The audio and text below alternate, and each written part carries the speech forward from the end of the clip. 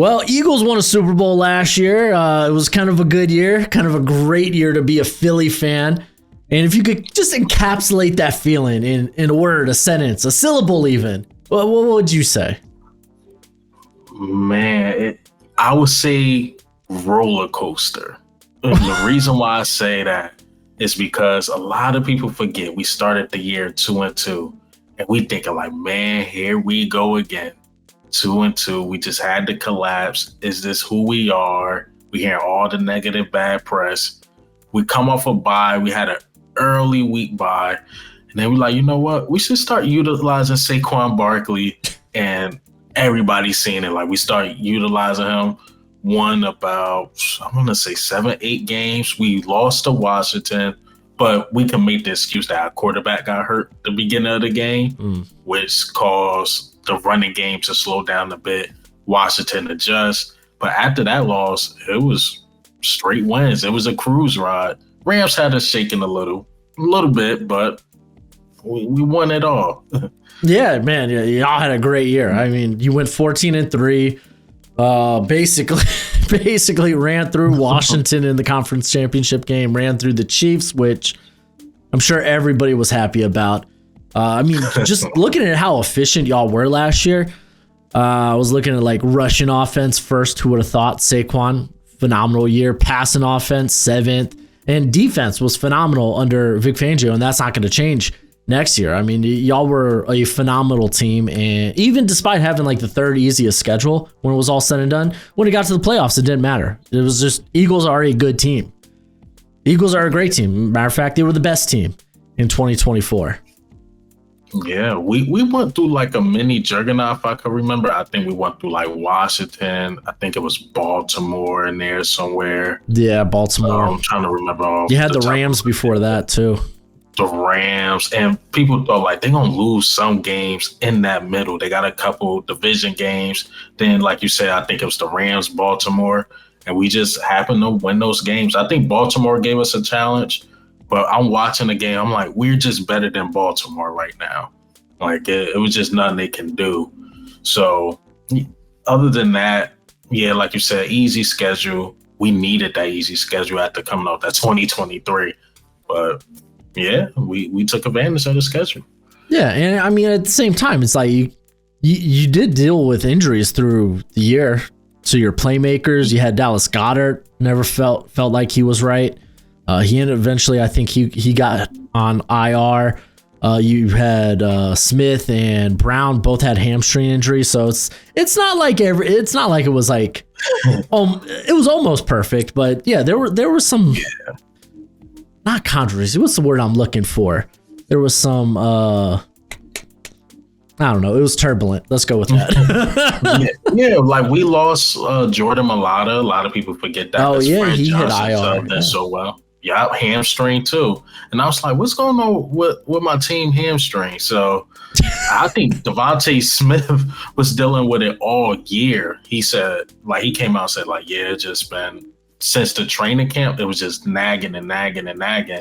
And if you look at the injury report for the Super Bowl, you'll see Devontae Smith hamstring, and he was limited all week. I'm like, he gonna play in the Super Bowl. I'm like, man, but I think that hamstring gonna slow him down. You seen me like that one big play that keep playing, But other than that, you really didn't see Devontae Smith touch the ball too much after that. So adversity was the word I was thinking of, by the way.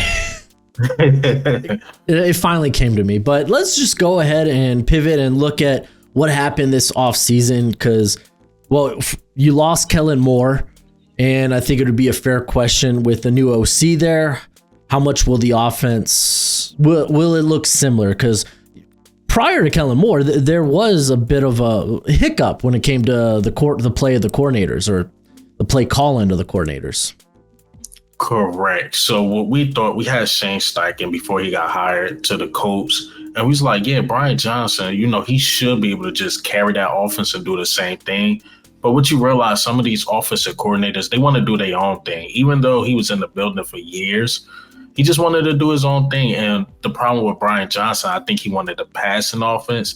He didn't utilize the middle of the field too much. And you could just tell he was inexperienced. Like, he really didn't know what he was doing because it was time. Remember how I just mentioned we started 2-2? Kellen Moore just came to his senses, like, let's run the ball. We're like, okay, Brian Johnson, they picking up on your offense. It's time to adjust. So Nick Sirianni is not really a play caller. Then you got Brian Johnson, who's not a play caller. So we would just figure it out. I'm not going to lie, 49ers said it. They was like, yeah, we figured them out. We do these things. The teams watch the film after us. They do the same thing. That's the formula to beat the Eagles. And we only won like 1 or 2 games after that. We beat the Giants. It was like, okay. So I guess we was figured out where so like a guy like Kellen Moore adjusts. But now we got Kevin Patullo. In my heart of hearts, I'm hoping he stick to the same thing, realize like the run game is working, and then also change up a couple things as well. Just don't get figured out and don't know how to adjust. But I'm hoping Kellen Patullo can do it. I don't have any track record of him. I've never seen him call plays or anything. All I know is that he's been under Nick Sirianni for years. So going back to Indianapolis, I don't think he has called plays over his career, because for the most part he's just been an offensive assistant, quite a few different places actually, and then he was with Sirianni back in the Indianapolis days. So. Yeah, that's going to be definitely interesting, and it might be just one of those cases where it's like, okay, well, keep it simple, stupid, right? You have Saquon, you extended Saquon, give Saquon the ball. It'll be easy peasy. But y'all did lose some. You got the same weapons.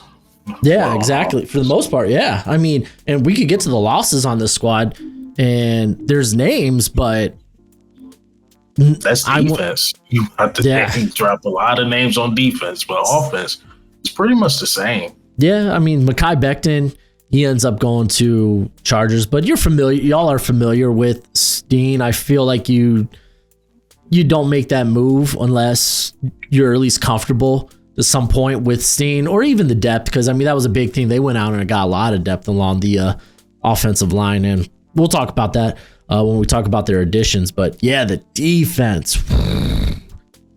can't pay everybody. Yeah, y'all defense, man. Yeah, but I will say this: it does feel like that y'all already, because y'all do a really good job of this, where you already have the backup plan on the roster. Like Milton Williams gone. We kind of saw Moro Ojomo kind of emerge a little bit late in the season. There's who else? We got Sweat. We saw Hunt had a phenomenal Super Bowl. So like I feel like there's a lot of answers on this squad, and even like Isaiah Rodgers. See, Gojo, big fan in the back going off. So Isaiah Rodgers, even then, y'all kind of had the like Eli Ricks, Keely Ringo kind of waiting in the wings. So I wouldn't even be too worried about those losses. How are you feeling? I mean, don't tell the average Eagles fan that. We got to go get a veteran. Gilmore is out there. Trade for Ramsey, somebody. Because the way the Eagles fans are looking at it, like, this is still a Super Bowl window. So they don't really want to experiment with like a Keely Ringo or Eli Ricks. We did sign the Dory Jackson, who has a proven track record. Yeah. But I am personally fine with it. We did trade CJ Gardner-Johnson. They say it's cap issues. CJ Gardner-Johnson says not cap issues.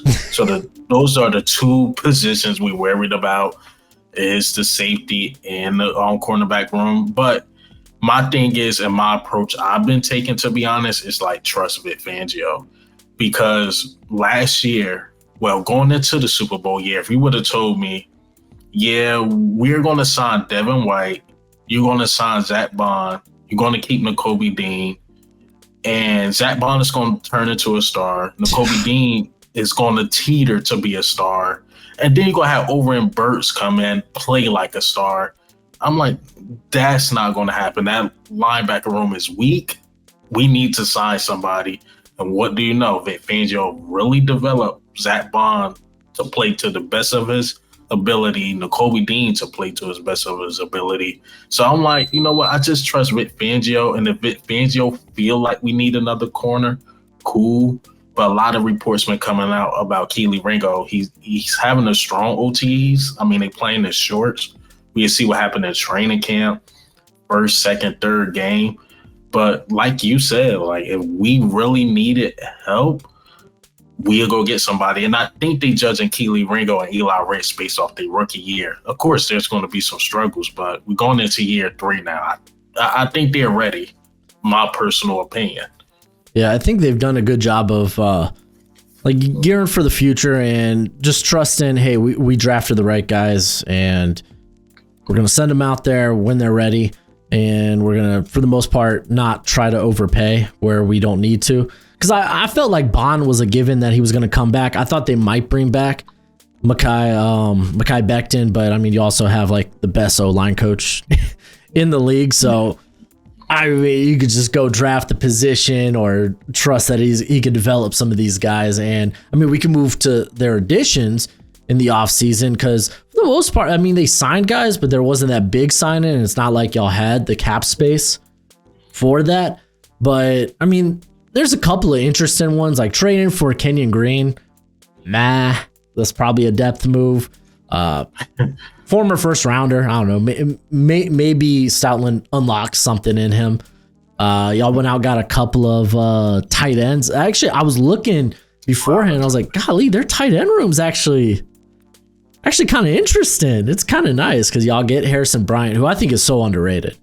He was a guy that I liked coming out of Florida Atlantic many years ago.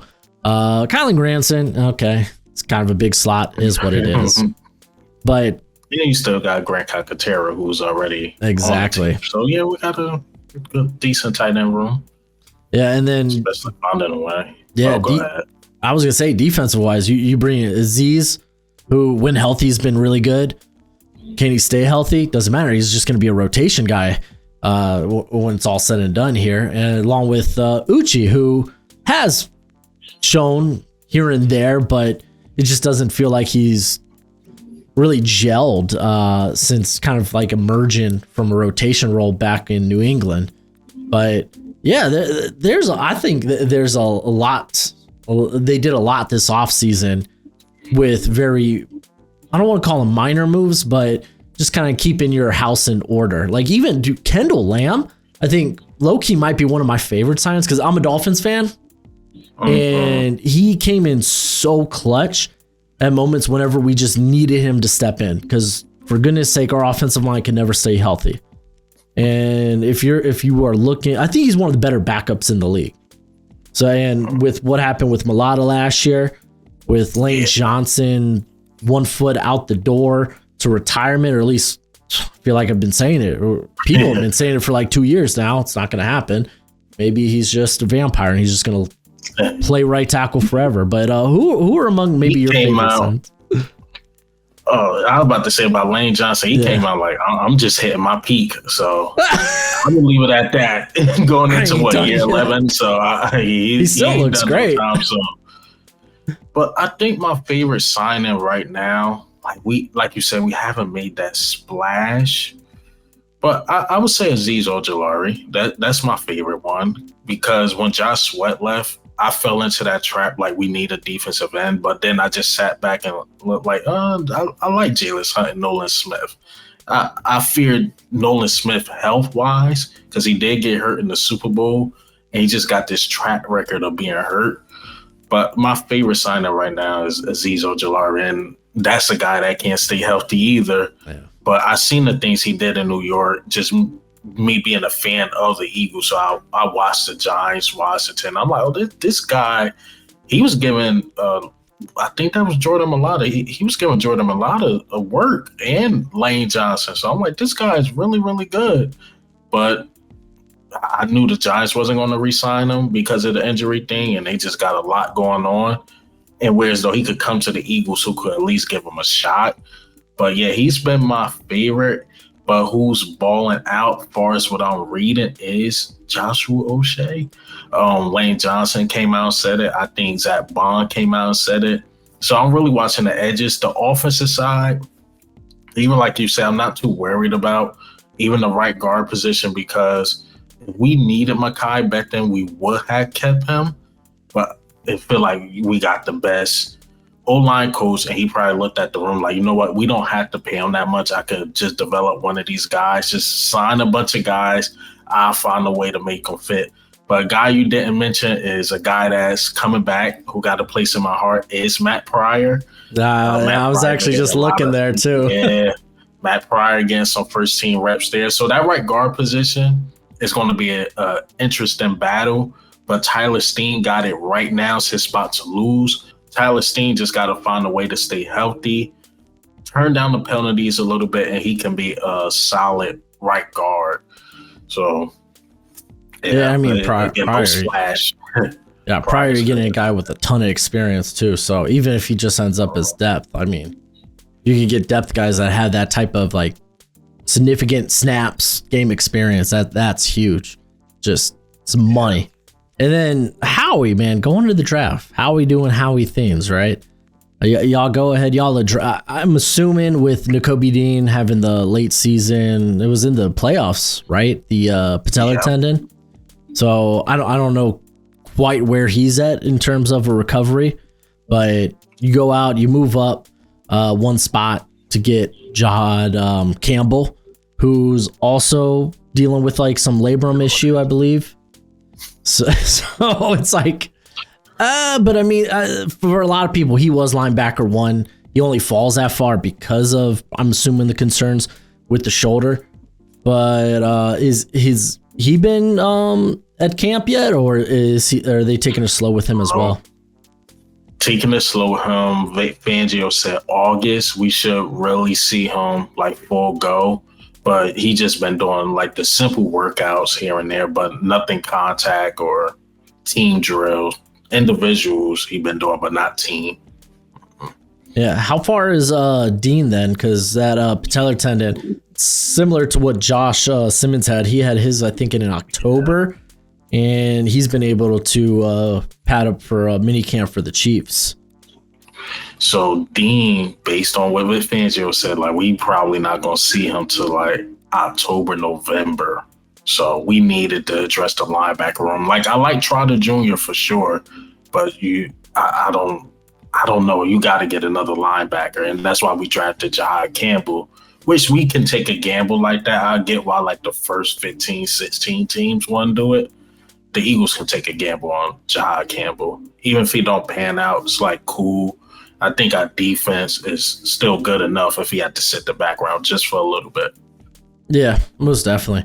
And then in the second round, it seemingly you trade away Chauncey Gardner-Johnson, then you replace him with Andrew Makuba, who probably does. I don't know if he starts right away because, I mean, you have Blankenship one spot, and then Sidney Brown is still kind of sitting around there. So what is, I guess, the news with Makuba? What is his role at least going to be early on? So it seemed like Makuba right now, he's playing the background. I'm a Sidney Brown guy. I think Sidney Brown should be able to beat him out. But Andrew Makuba, yeah, right now he just been rotating first team reps. So it's right now it's a battle between him and Sidney Brown. Reed Blankenship is solidified right now, so he's not really battling with anybody. So Sidney Brown and Makuba. Yeah, Blankenship, I believe, does he got 1 year left on his contract? 1 year left. So I'll personally look at it like, okay, if Reed Blankenship become too expensive and he had one of those type of years, you have Sidney Brown and Andrew Makuba who could just fill in the following year. Because I think the Eagles, what I've seen for us this offseason, they just want to keep core guys. They think if they keep these core guys, they can rotate anybody. The core guys, Jalen Carter, Zach Bond, basically the whole offense besides the right guard position. But they feel like they keep those guys, everybody else is replaceable in some way. So I think Reed Blankenship is probably one of those replaceable guys if he becomes too expensive. Yeah, that's kind of the Eagle way, right? You draft for a year or two down the line. Nolan Smith, the Cam Jurgens. You're drafting. You're Morrow Jomo. Yeah, exactly. Yeah, you draft for the future. too many people look at the NFL draft and think of it as like free agency 2.0. And they're trying to hit immediate needs. And it's like, no, man, a lot of teams treat this as like, no, we're looking at contracts 2-3 years down the line and how we could potentially replace them. And I think that's the appropriate way. A lot of times these rookies that have to step in early on they're going to struggle. So yeah, why not let them sit and develop? But the one thing that surprised me that the Eagles did was not draft a tight end like early. That was surprising, especially what's going on with Dallas Goedert. We eventually re-signed him. He took a $4 million cut, surprisingly, but that really surprised me that we ain't gonna get a tight end. So Johnny Wilson, because I know he's a hell of a big wide receiver. Is there any way that he makes the move to tight end at some point? No. My question is, does he even make the team? Terrace Marshall Jr. I forgot to even talk about him. He's having a great camp. We only keep 4 or 5 wide receivers, so we're gonna keep Dotson, we're gonna keep AJ, we're gonna keep Devontae. That 4th one, maybe he subs in here and there. Then that 5th one is usually like a return man. That's so Avery pretty much Williams. It. So yeah, Avery Williams will make the team or something like that. And then that 4th guy, it's looking like Terrace Marshall Jr., but again, you just never know what happens during training camp. And Johnny Wilson, I always say this about Johnny Wilson.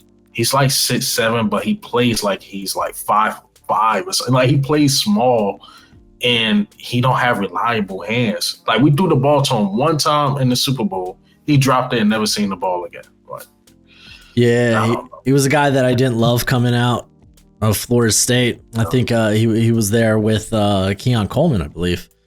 And it was like, yeah. He could block. I he could block for sure. But I don't think that's enough to make the team right now. I just don't. Yeah, so after that, when it came to the draft, y'all, Howie just started saying, okay, well, just give me all the picks. I was like, okay, he's trading down for future draft capital. No, he was trading down for draft capital in this class. And y'all end up, which I was like, whoa, okay. Because I do think that it was kind of while this draft didn't have a ton of high-end talent, I thought there was some good players to be had between like the 3rd, 4th, 5th, even 6th round to some degree. Y'all end up landing McWilliams, who I'm kind of curious if he's probably going to be like he's probably a dime package player, but someone that you could also play in the slot. But I really liked him coming out of Central Florida. Yeah, we lost Avonte Maddox. He signed with the Lions, so we need that backup for Cooper DeJean. So that makes sense right there. Get another like slot cornerback. I like Mac McWilliams. He was solid in college. I think he's going to be solid in the NFL, especially if he just dime packages or Cooper DeJean need a breather. I don't know. He get nicked a little bit in the game. I think Mac McWilliams, he'll fit in perfectly. I like his game. Yeah, pretty soon after that pick, you did go linebacker again. Small London. Yeah. So Small London Jr. Yeah, I figure if anything, good special team player, really good athlete, and maybe a guy that ends up seeing playing time relatively early, depending on the injury situations with guys like, well, Dean obviously going to be out, but Campbell in his recovery. But then again, you do have Trotter, of course.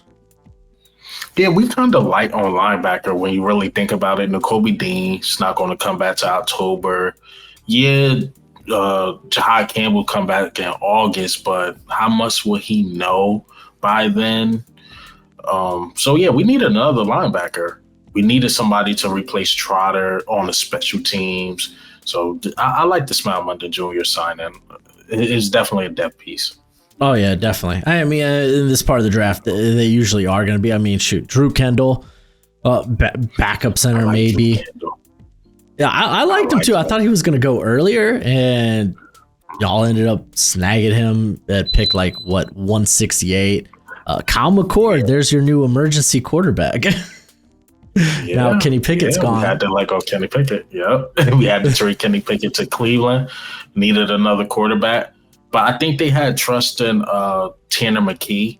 A lot of us was calling for him to be QB2. I'll say this for the people that don't really watch the Eagles, that watch your channel. Go back and watch Tanner McKee versus the Giants, and go and watch Tanner McKee when Kenny Pickett got hurt in the Cowboys game, and then Tanner McKee came in, and he was really solid that game.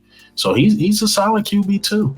Yeah, I liked McKee coming out of Stanford, so I thought it was an interesting pickup because he was like, okay, well, he's not going to be running Jalen Hurts' offense. I heard it was a Jalen Hurts influence pick. So we usually get these quarterbacks, as you see with Kyle McCord. Jalen Hurts was like, that guy, Tanner McKee, you should pick him because I can learn a couple of things from him. So interesting. That's what I heard. Yeah, Jalen Hurts actually came out and said that. So I don't know. Well, it can confirm. Jalen Hurts was as big a fan of Tanner McKee as I was. That's what I'm hearing. Y'all grabbed some offensive line depth as well. Cameron Williams, I thought was like, wow.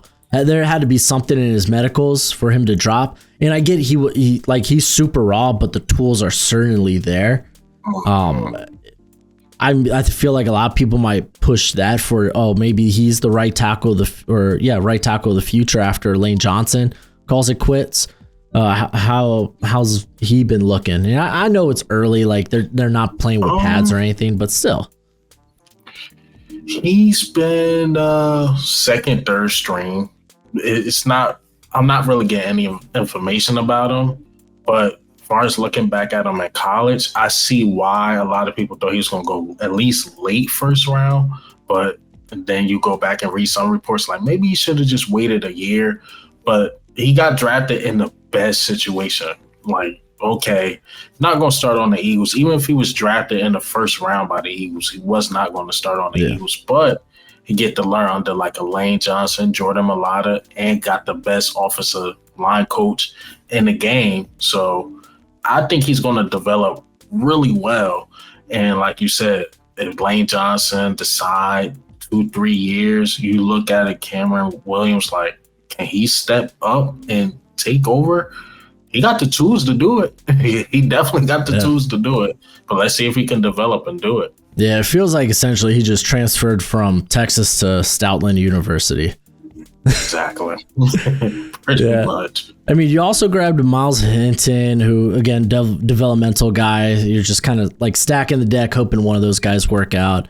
I thought Antoine Powell-Ryland was kind of an interesting pickup, too. Late. I think that was like maybe near the beginning of the 7th.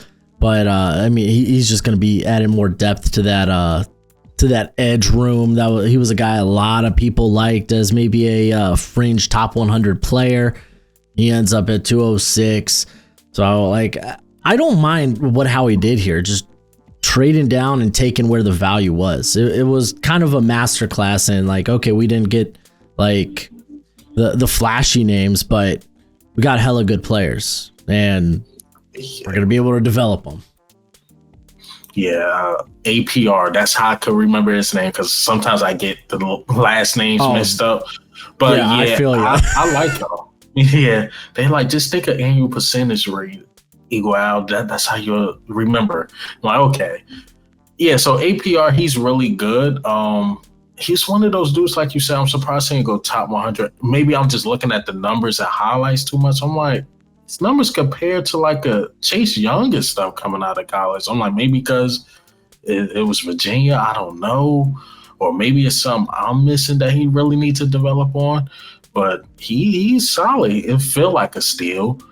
I don't know how he could, get in this deep rotation we see.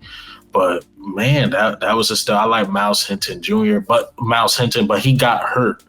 I feel like he's gonna be one of those dudes that we're gonna put on this random IR to open up a spot for somebody. He got hurt in camp, so we'll see. We'll see far as Miles Hinton and APR, but those are really solid pieces. Yeah, and we can just go ahead and take a look at the roster. Of course, got to start with the offense. Offense was phenomenal last year. The right guard position is going to be the one up for grabs there with Steen and Pryor battling. Said Steen kind of looks like he's it's his job to lose at this point. But I mean, you've got some of the best players at the other 4 spots. That's just the beautiful thing. And you pack that with really good depth. So offensive line should continue to be a strength for this squad. Where would you say maybe the weakness would be then?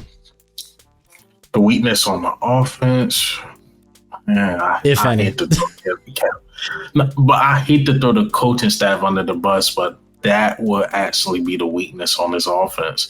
Like if Kevin Patullo just not ready, or he's doing too much, he's not taking the simple things. That's the only thing I can see. Right guard can possibly be a weakness if Tyler Steen don't step up, but you got guys behind him that will. Matt Pryor will do the job at a high level playing beside Lane Johnson. But yeah, it's the coaching staff, because I said the same thing in 2023. I mean, besides Saquon Barkley, we had what's his name? That went to Chicago. His name. It wasn't Swift, was it? Oh, it was Swift. Was it yeah, Swift? We had Swift. Yeah, we had DeAndre Swift, and I'm like, okay, this offense can be dominant. You still got AJ, Devontae, and we had Quez Watkins at the time. Which the wide receiver 3 in Philly don't matter, unfortunately, to the wide receiver 3s. I'm sorry, Jahad Dotson, but it's an AJ, Smitty, and Dallas Goedert show. I'm sorry. But other than that, what ruined that team was the coaching staff. They couldn't adjust. And that's what I fear about Kevin Patullo. That's my only fear. If you can't adjust, because, okay, the teams are stopping the run. Let's say teams go with the Chiefs approachment that the Chiefs did in the Super Bowl. Let Jalen Hurts beat me, and if he beat me, then cool. That's exactly what the Chiefs did, and they got blown out. But now we got a new offensive coaching staff. Now, what if another team take that approach, and now Kevin Patullo don't know how to adjust? That would be our downfall. That's such a huge call out too. Just like you look at this roster, this is a roster that should excel in all aspects offensively. And yeah, you've been down this road already once before with Brian Johnson. So yeah, I actually like that. I like that that shout out when it comes to, okay, what's the weakness offensively? Yeah. Let's point to the guy with the clipboard real quick. So yeah, do you see Saquon getting less of a workload? Because the dude had like 470 some touches if you include the playoffs. That's just not sustainable, especially a guy that's had like ankle sprains in the past, has had injuries in the past. I feel like if you want to preserve him, someone needs to step up. Is that guy on the roster?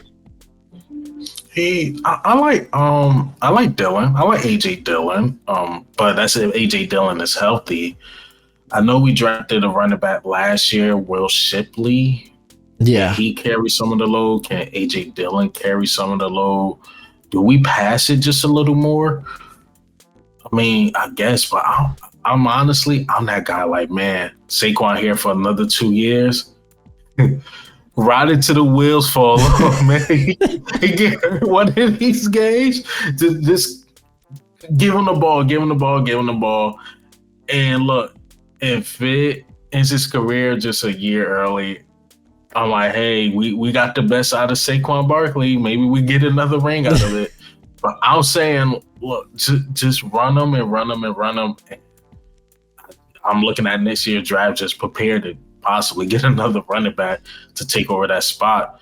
But yeah, I seen Saquon Barkley run the ball a lot. But I did not see him get hit a lot. That's something I got to look up. Like, how many times did he really get like, oh my God, that was a hit? Because the offensive line was so great. It was opening up so many holes. It was long run after run. Saquon Barkley, I think he finished with like 14 touchdowns. You know, he could have finished with like 25, 26, possibly like 27 rushing touchdowns. But the tush push, he kept getting stopped at the one. A lot of people were like, it just wasn't meant to be to have that many touchdowns, that many yards, that many carries. So I just got to see how many times he was hit. I hear the numbers. He carried the ball a lot, but like how many times he was actually hit. Yeah, and I'm sure it helped. I was like just looking this up. The yards before contact, the Eagles were second in the league. So yeah, it's not like he was getting smacked behind the line. Like when he was in New York, he was getting hit a lot and he had to make a lot of moves. But Philly, that's still par for the course in New York. Yeah, that O-line. New York, looking at them, they did get better, but I'm like, I don't know what they did with that O-line, though, man. Russell Wilson gonna take some hits. Yeah, good luck to the run game. Any run game there. Golly. But man, y'all still, and I want to go to this tight end room because I think low key it's a good tight end room. Because of course you have Calcaterra there as well. He was a guy that had concussion issues in college. Hasn't really been a problem since coming into the league, so don't want to wish any bad voodoo on him. But I like the Bryant pickup, Granson. I think low key, like Nick Muse isn't a bad pickup either. Like he was a solid like tight end 3, tight end 4 for the Vikings for a few years.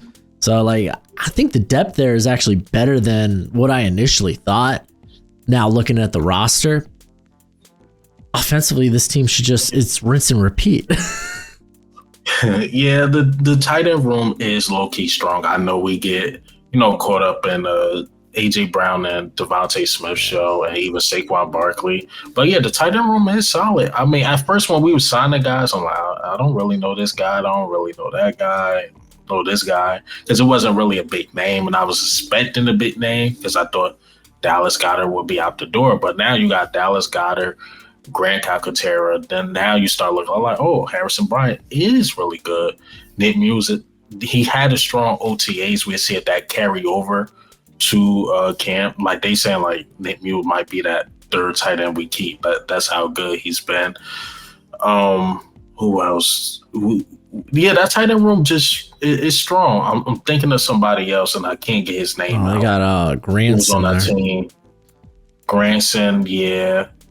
He's solid. And I think some of these guys, they probably going to convert to a fullback because I think we doing this I formation type thing we're going to go into because we actually made Ben Sumaran, who was a linebacker, into a full-time fullback. So I think some of those tight ends are actually going to be fullbacks.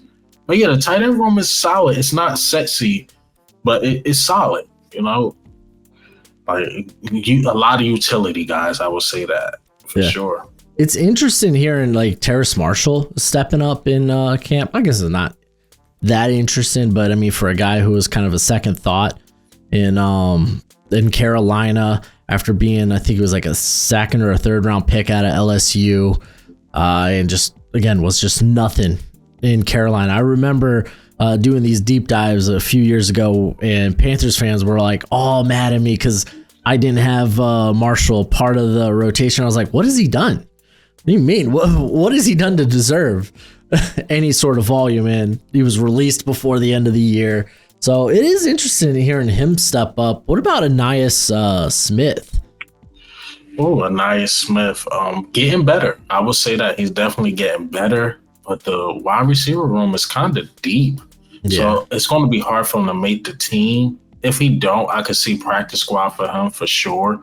But yeah, he's getting better. He's been working with A.J. Brown, trying to get better. And there have been a lot of good notes about him. But it's Terrace Marshall Jr. and Danny Gray. Danny Gray that came from San Francisco, who's been really good. So, again, Ainias Smith, I just don't know. Because I thought when I watched him do the punt returns and the kick returns, he's a lot slower than what I thought. I thought he was a lot faster, but it seemed like he just was moving fast. But I'm like, he's not going anywhere. So another guy we'll watch. Maybe we keep him around because we drafted him. I know Howie is really loyal to the guys he drafted. Maybe he had his quote-unquote injury or something like that. But Ainias Smith, I just don't see how he can make the team. Yeah, especially with the addition of Avery. I think that makes it kind of tough. Yeah, so we could just pivot to the defense because I think that there's going to be a lot of for Vic Fangio. you had one of the best defenses in the league. There's now some new parts. You took some quote unquote big hits with Milton Williams, but a lot of it was to be expected. How do you feel about, because obviously you got Davis, you got Carter. I think they drafted Ty Robinson, right? Correct. Yeah, yep. Golly, dude. I think I think he could be like that's going to be a crazy 4-man rotation with Ojomo as well. If anything, that Robinson pick, I was like, okay, maybe Ojomo ain't the guy. Yeah, Ojomo is actually coming up on a contract year, so it's one of those things, man. If Ojomo had that type of year and the team is willing to pay him a lot of money, we're gonna like, thank you for your service, but we got Ty Robinson here, especially Ty Robinson pan out.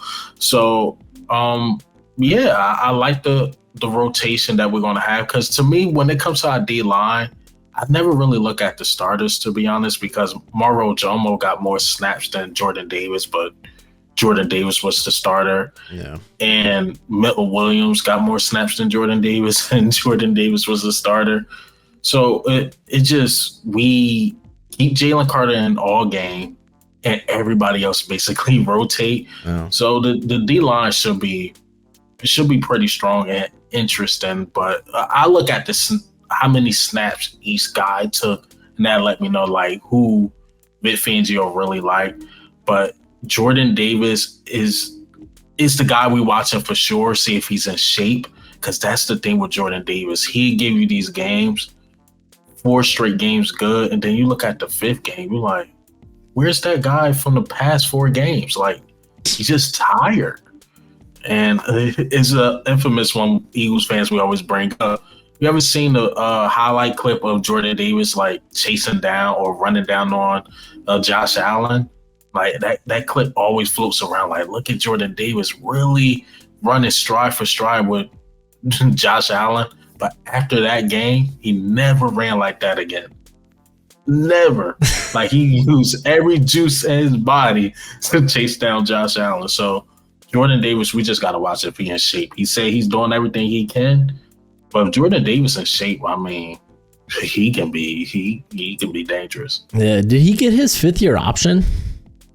Yep, we picked it up because Howard Roseman smart, like the 5th-year option was favorable. I think around 16 million. I think it was that 14 million. So that's not bad. But if Jordan Davis want to get paid in this league, he got to show he can hold up. Yeah, most definitely.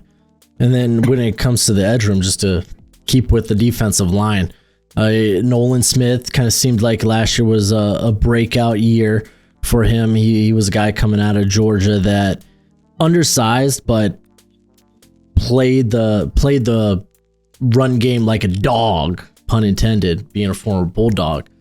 And who's going to be the guy next to him? Is that going to be more, or is it going to just be more rotational when it comes to this defense or the edge room? I think right now it's Jalis Hunt. I heard Jalis Hunt was giving Jordan a lot of fits in camp. So right now it's leaning towards Jalis Hunt, and then everybody else going to be rotating. I always say this. My question is about Nolan Smith. Can he hold up a full season? So we haven't mentioned Bryce Huff for whatever reason. Trust me, I forgot he was on the team at one point. Oh man, he's in San Fran now. Yeah, I don't know how we got a 5th that could possibly be a 4th for him. I just don't know how he did it, but it's the old Salah connection, man. Salah and Huff. Man, but Nolan Smith, my biggest question for him is, can he hold up a full season? Because it was Bryce Huff playing majority of the snaps in the beginning, and then it started ramping up for Nolan Smith, which is cool, but when it started ramping up, that's when he got hurt in the Super Bowl. I seen this in Georgia. It was his first year with Philly. He got hurt, and he got hurt again. A lot of the reason why a lot of people not talking about it is because it happened in the Super Bowl, and it's not another game afterwards. So that's why nobody's talking about it. Like, oh, Nolan Smith will be fine. But I'm like, if he get majority of those snaps, can he really hold up? But he's talented for sure. He could go get the passer. He can go get the runner as well. He played with a lot of energy. He reminds me of Hassan Reddick a lot. But Nolan Smith is just, can you hold up a full season? Yeah, Uchi, I think if he gets on the field, I think he's an interesting part for Vic Fangio. I think he plays Vic Fangio's type of game where he has a little off-ball experience. He just could be very versatile in that manner. Yeah, I agree with O'Shea. If he could get on the field, yeah, but my thing is, who's the real O'Shea? Who's the real Joshua O'Shea? The past 2 years him or that third year him? So I just don't know. But we'll see. We'll definitely see. I just need to see the real him because you fell with Spags. Ooh, that's tough, man. But no, Fangio seen some in them. Like, we should get that guy, and we'll see what happens. So I feel like we've talked about linebacker already quite a bit, and Trotter's going to be the guy there. Talk about it. Yeah, I mean, Trotter's been the guy there. Is going to be the guy there if Campbell is not good to go with Bond. But I mean, is there any? I think this might be a fun question. Is there any concern with Bond regressing? Because this was kind of a big breakout year. I know it was like, okay, Dennis Allen couldn't really tap into what Bond was, and maybe Fangio did. Is there maybe a concern that's like, okay, this is a guy that in a contract year just exploded, and now that you paid him, you might get Saints Bond once again? Oh, that's a really good question. I actually believe in Bond a lot. I think when you look at the Saints, I think they used him wrong because the Saints used him primarily as an edge rusher or tried to do that. And what Vic Fangio said when he picked up on just a couple times, the Saints used him as like that inside linebacker. Like, he plays better there than the edge. So we'll see. We'll see if he figured it out because now you got a year tape on him. He was like in that defensive player of the year talk. I just knew they wasn't going to give it to him because the voters probably look like it's 1 year. Let's see if we can do this again. So could there be a possible regression? If it is, I think it's a small one. Yeah. I don't think it's like, we made a terrible mistake. I think it's just teams got film on him. Now he's being watched. But I just don't see a big regression at all. I tend to agree with that. Bryce Huff. I hope we don't pull that. Yeah, no, I tend to agree because the Saints, I mean, he was coming out of I think it was Wisconsin as kind of a bit of a tweener type, and the Saints just didn't do a good job of figuring out exactly how to utilize him. I feel like the NFL kind of has a problem with guys that are kind of a bit tweeners. I mean, we saw that with like different position, but like Isaiah Simmons, he enters the league and it's like, oh, he's going to do everything. And it's like, oh, he does nothing well. Or even Hassan Reddick, it took the Cardinals forever. He was off-ball linebacker for the most part until they were like, just go get after it. And then, bam, it was just big emergence for his career. So I think it'll probably work out with Bond. It's a big reason to bring him back. Cornerback room, Cooper, do you think he's going to see any time outside, or are they going to kind of keep him as like a, for the most part, a slot, but can kick outside? So with Cooper DeJean, Vic Fangio, he's trying to find a way to keep him on the field 100% of the time. So they saying in base defense, he'll move to the outside, but like in those dime packages or whatever, he'll be in like the slot. If Keely Ringo pans out and he's really that good, they will actually move Cooper DeJean to safety. So we just trying to find a way to keep him on the field. So it's going to be an interesting defense to watch with Cooper DeJean, how we move him around or what we do with him, because he is a weapon you want to keep on the field.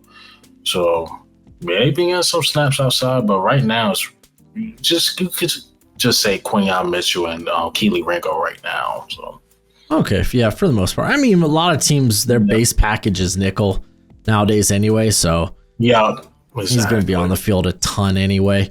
As far as like the depth behind, of course, you got Eli Ricks. I feel like we haven't seen Eli Ricks in a hot minute. Yeah, it was because it was the Isaiah Rodgers thing. Sorry. Yeah, you got it. Yeah, I was gonna say it's it's more of the Isaiah Rogers thing. Then you had Slay there. Then Keely Ringo there. So he just got buried in the depth chart. But I'm like, if he was bad, we would have cut him. It's the reason why we kept him on the team. So we see what we get out of Eli Ricks, because Eli Ricks did have like one of those games against your team, the Dolphins, and he was on Tyreek Hill, and he actually, to me, did a good job. But since then, he's just been shelved. But we kept him on the 53-man roster. So, yeah. Sweet. And then, of course, safety. I think we're probably at this point talking about like, okay, then who's safety for? Because you drafted Makuba in the second. You did see a little bit of McCollum when injury popped up last year, and I think didn't they brought in Lewis Seen. That's right, he's not making the team. I was just about to say Lewis Seen. He's not even getting a snaps. It's a guy named Andre Sam. Yeah, former LSU. Oh, okay. So you know who Andre Sam is. I'm a draft guy. I know where they all came from. Okay. Okay, yeah. He's been getting a lot of snaps over Lewis Seen. So the guys that really been rotating has been, of course, Reed Blankenship, Sidney Brown, Andrew Makuba, Tristan McCullum, and then it's Andre Sam, who's actually in that battle with Tristan McCullum. So that's going to be interesting. They was throwing Lewis Seen in there, and then day by day, I just stopped seeing his name. I'm like, as a draft guy, is Lewis Seen that bad? Like, was this like a projection? Like he was going to be like a? No, I mean I think I had him as a top 50 guy coming out, and I always use like that same draft. Andrew Booth was coming out of Clemson, and it's like those were two big learning experiences for me because I was kind of a sucker for athleticism and still am a sucker for athleticism, but learned to reel back. Be like, okay, So sometimes you got to really see, okay, there's only athleticism can only do so much if you're going to play yourself out of position. If you're going to be like, is there enough high reward to the high risk that some of these guys play with? So I will say they were learning experiences. Yeah, man. But Lewis Seen, man, the way people was hyping him out, I'm like, okay, people saying we really got one. Let's see. And I just don't see it. I don't know. I just don't see how he made the team, man. Yeah. Practice squad. I don't know. Yeah, I don't know we got so many like old linemen and some running backs. I think that make it. Maybe even a couple receivers on there, especially like as a backup kit returner or whatever on the practice squad. I just don't know how they squeeze Lewis Seen in there. Yeah. To be honest. Yeah, I'm curious if there's any buzz or anything around BJ Mays. I kind of liked him out of A&M. I like priority free agent liked him. So there was a line. Yeah, he did a couple things. I think he got a couple PBUs against like DTR, but not too much. But the third and fourth strings, we don't really report on them. Our reporters don't do a good job on them too much. But as far as what I've seen, a couple PBUs here and there. Yeah, I'm kind of hoping he could like make the practice squad and maybe somewhere down the line, maybe make the active roster. I liked him initially. He was at UAB and then he went to A&M and flashed a little bit last year. But yeah, I mean, shoot, even with like what the defense has lost, it feels like, golly, dude. In general, this team lost, and there still feel hella deep. The offensive line feels hella deep. The defensive line feels hella deep. I mean, you defensively still have superstars, feels like everywhere. I mean, with Quinion Mitchell and DeJean just kind of emerging. It's like an embarrassment of riches, a team that just drafts exceptionally well. This is why Howie's probably the best GM in the league. So we can move on to the actual schedule, because it will be interesting. I think next year it will be harder. I will say that because some of your, well, for one, the division should be harder now with the emergence of the Commanders. The Cowboys should bounce back with a healthy Dak, and they made some improvements here and there, bringing in Pickens to be the co-captain there with CD Lamb.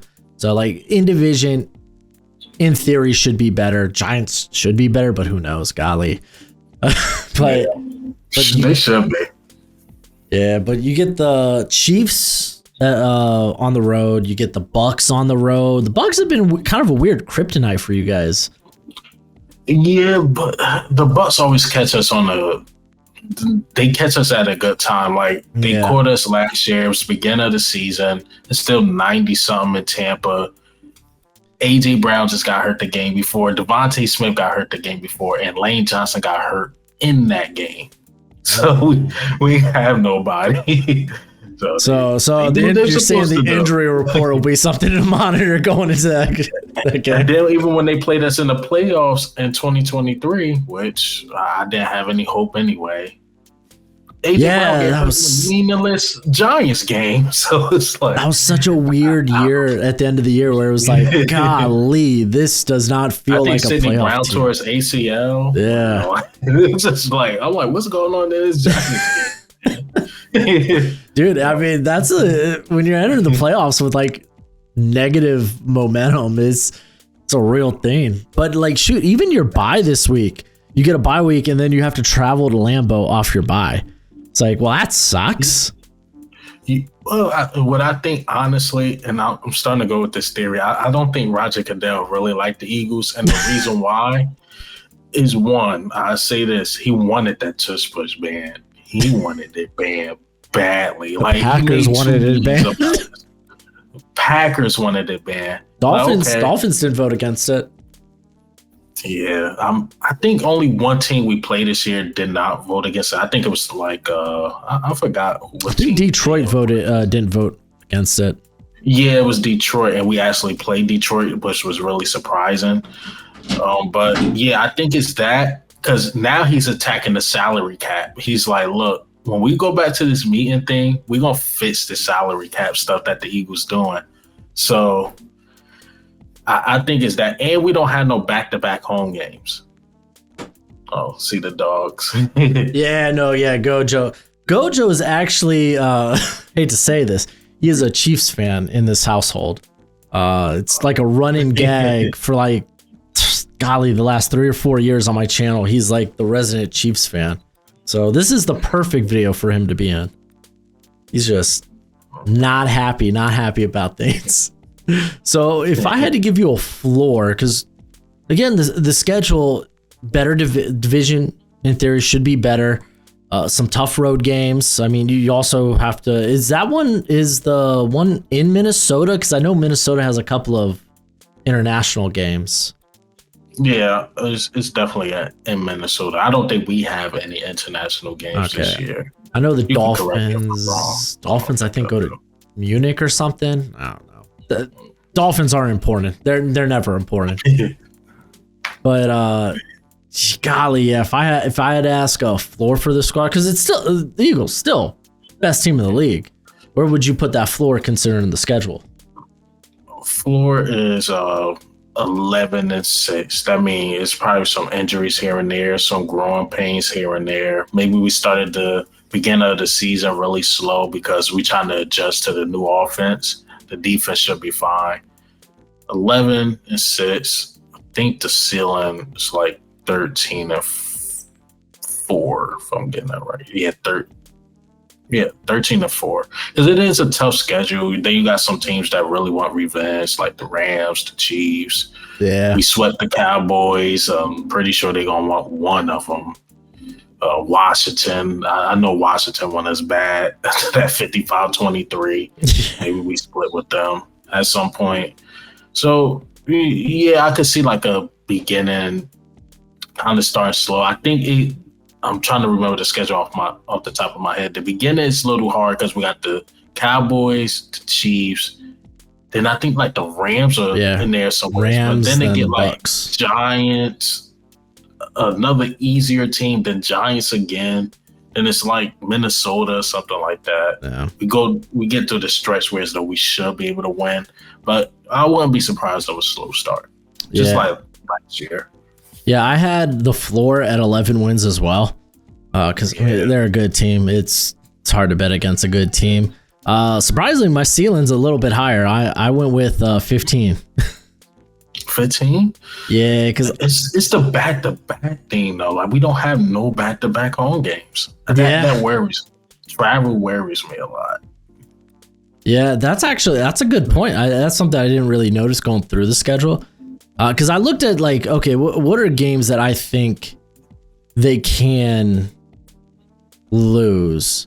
And I went to that Chiefs one. Okay, revenge game, but I mean, it might be better to lose to the Chiefs in season. Like if you're a Bills fan, you're like, I don't care if we beat the Chiefs in season. We need to somehow figure out how to beat them in the playoffs. So that's like, all the AFC teams, man. Dude, yeah, no, it really is, man. I'm a Dolphins fan. I wouldn't know how. I wouldn't know. The one time we made the wild card, it was snowing and we weren't ready.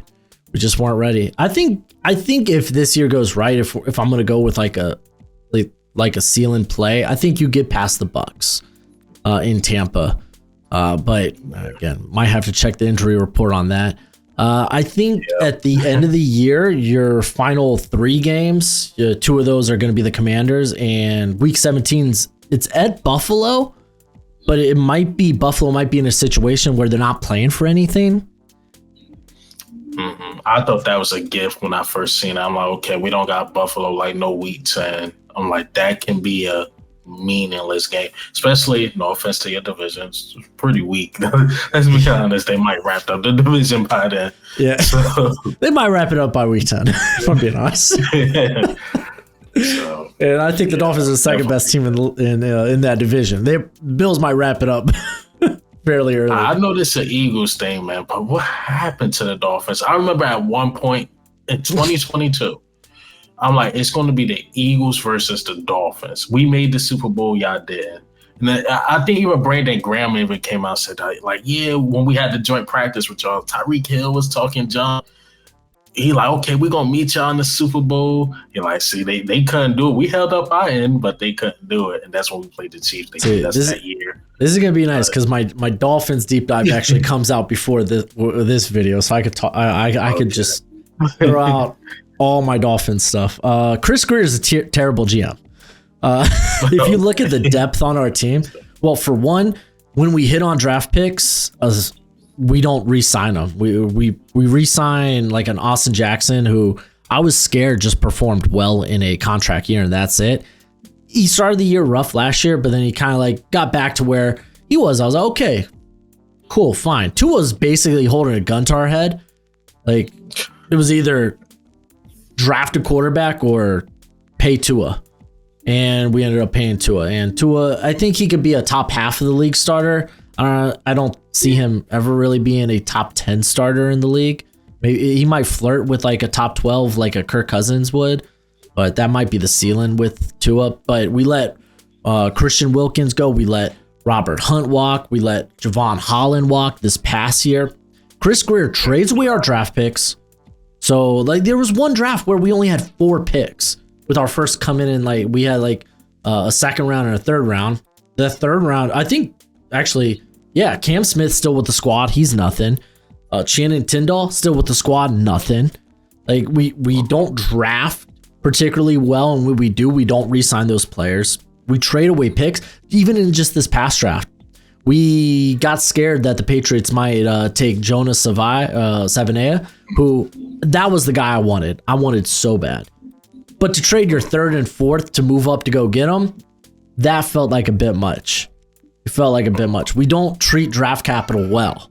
And you could just look at the depth or the lack thereof on our squad. We're very top heavy. And I mean, Jalen Phillips, I think he could be a stud, but he has been hurt the last 2 years. Bradley Chubb basically missed last year rehabbing the ACL. He's a guy that we paid a lot of money for. So it's like we paid these guys to be stars. They're hurt or there's just nothing behind them. Now Jalen Ramsey, we're holding that dude hostage. Poor guy. He needs to get off this mid Dolphins team. That's what the M in Miami stands for. Mid. That's what happened. Yeah, and I think McDaniel's a good coach too. He might just be a better OC than coach though. I mean, last year. I was just about to say that OC. Yeah, I mean, shoot, we had Vic Fangio, and he was like, "Oh, screw this! I'm gonna get out of Dodge. I'm gonna go win a Super Bowl in Philly later, guys." Y'all scared us with Fangio when we first signed him. He was asking him a lot of questions like, "What happened in Miami? Why the players saying like they ain't like you or want you?" Well, we figured out. No offense to Miami. I think y'all into the lifestyles. Miami is nice. Y'all can do whatever y'all want all season long.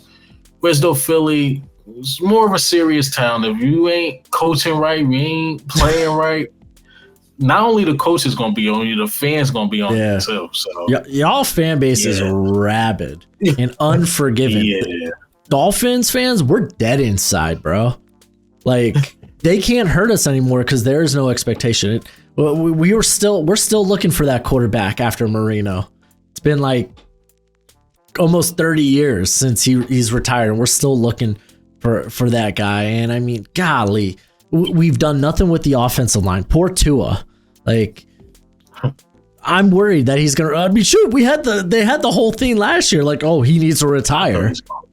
It's like our offensive line's always been just bad. The depth hasn't been great.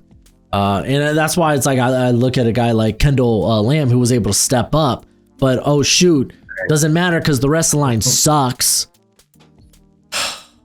Man, I need a cigarette after that.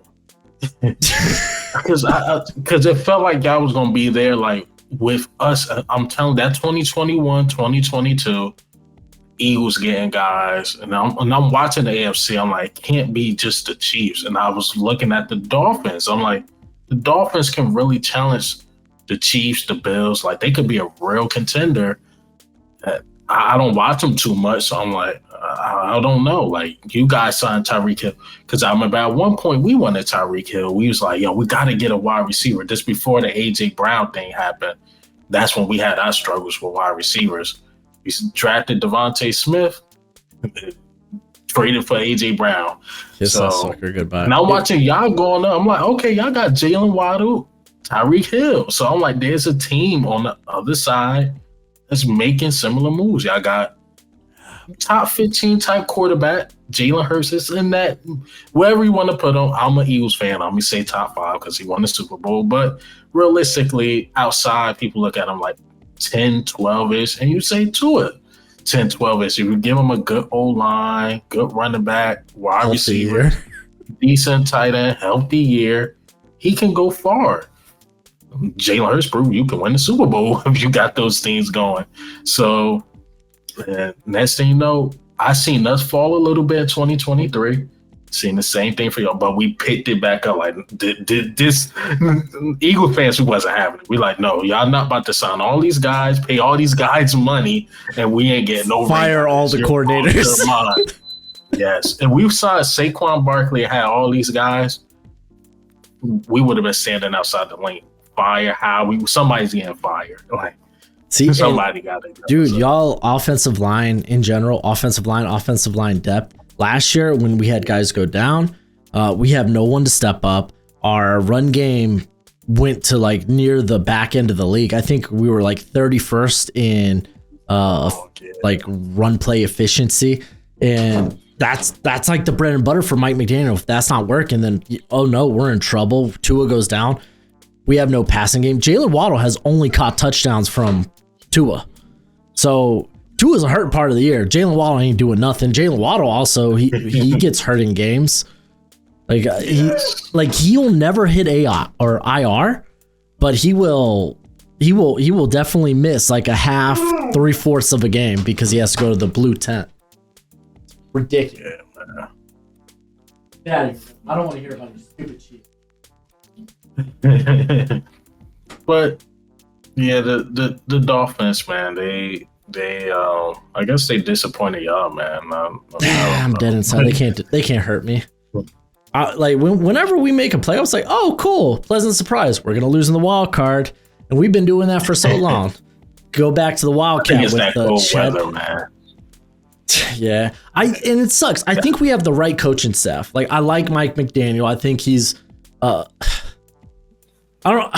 I'll see with head coach, but he's a great offensive mind. We brought in Anthony Weaver, who was under Mike McDaniel or Mike McDonald. he's a really good coach. He got honestly a team that our secondary was just buns. He got us to play well during the second half of the season. So I think we got a good coaching staff. The problem is if it's another mediocre year, I see us blowing it up. And the only way that's going to work out if Greer is gone, but he's like best friends with our owner. So I will say this though, at some point you do have to cut bait, because I remember even like younger, at first I didn't get the Andy Reid thing. Like, like he's good, but at some point it's like, okay, you got to let him go. See what happens next. We did end up signing Chip Kelly. To be fair to Chip Kelly, he was having winning seasons, but he just don't fit the culture. So we had to let him go too. And then he's back in the NFL. That's perfect. Yeah. As an offensive coordinator, I give him that. He can run the offense, but a team. Yeah. Some guys just don't have that in them. Like that's what I mean. Mike McDaniel. I'm like, maybe he's just a great offensive play caller. Maybe it is time to cut bait and just see what happens. Yeah, I mean, I will say, like, I hate how the Flores thing ended, because I thought he was a really good head coach. Like, he got us playing really well. We played with a lot of grit, guaranteed. We go to cold weather. We might not be the better team, but we're gonna try to play close. And after that whole debacle, just it sucked. Yeah, man. Oh, I don't know. I just always thought that y'all had some team with potential. Yeah, Eagles, we should be fine, man. It's just the NFC getting tougher. NFC just getting tougher. Yeah, but I mean, I can't imagine y'all have a repeat with like Brian Johnson, with Patullo. But Patullo, yeah. And I think that was such a good shout out on your part when we were talking about, okay, where are the weaknesses on offense? Well, it's our coach that hasn't called plays. Yeah, like I can't be like, oh yeah, reference back in whatever he did this or he ran this type of scheme. Everything is so new. So I mean, it could be an element of surprise in the beginning of the season, but it could be a bit failure too. Yeah, if it should be just a recipe for success. Just okay, what was Kellen Moore doing?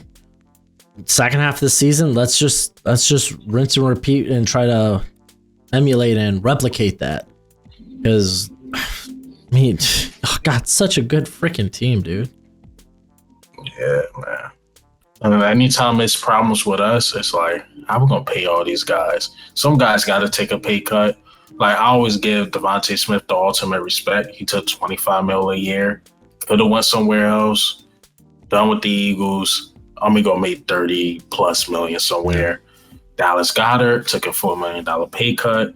But sometimes this come with winning. I see, like, even Zach Bond could have cashed out. I think the Raiders wanted him bad, and he could have cashed out there. But a lot of, the winning culture, he's like, I want to stay here, Dallas Goedert. Winning culture. So you get discounts on dudes when you got a winning culture. Jalen Hurts not knocking on Howie Roseman door for extra money because we winning. So actually, I'm going to look this up right now because I think we paid Waddle this offseason. He got similar to Brandon Ayuk money. I just want to see where Devontae Smith is in comparison. Okay, so we're paying Waddle about $3.5 million more per year. So not terrible, but golly, dude. Oh, man. That's how we would have keep the talent. Take them pay cuts, man. Take 2 pay cuts. Yeah, it's wild because take a pay cut. We'll go into the offseason and we'll get players that I like. Like when we grabbed Armstead, I was like, yes, exactly. Yeah. Offense needs help, but and you got to know that you're only going to get like 13, 14 games from Armstead. This past offseason, James Daniels was my number one guy. I wanted to go out and get, and I figure if he's healthy, he's at least going to be a good part to kind of solidify the offense. We did that. I don't know, man. We'll see. I don't know. We're probably going to win like 8 to 9 games, miss the playoffs. To 9? See, I always look at Charlie as starters. Like you said, it's the death thing. Like, even when our starters went down, I'm like, okay, when you have Fred Johnson, I'm like, he could play. Like, he could hold up 4 or 5 games. So, yeah, that's the thing with Miami. Y'all kind of fool me because I see the names. I'm like, Ramsey there, though. Or when y'all had Holland, I'm like, he's there. Waddle's there. Tyreek Hill's there. Like, what's going on? But like then said, IR. Guys get hurt. Yep. Guys definitely get hurt. But hey, thanks for letting me vent. Thanks for joining me today. You want to let the people know where they can find you? Yeah, so YouTube, Eagle Owl, Twitter, Eagle Owl. So you'll be able to find me with that name. And I just talk about the Eagles, and yeah, I give updates on everything, what's going on with the players. And yeah, just type in Eagle Owl and you'll find me. There we go. But hey, until next time, you be easy, my friends. Later.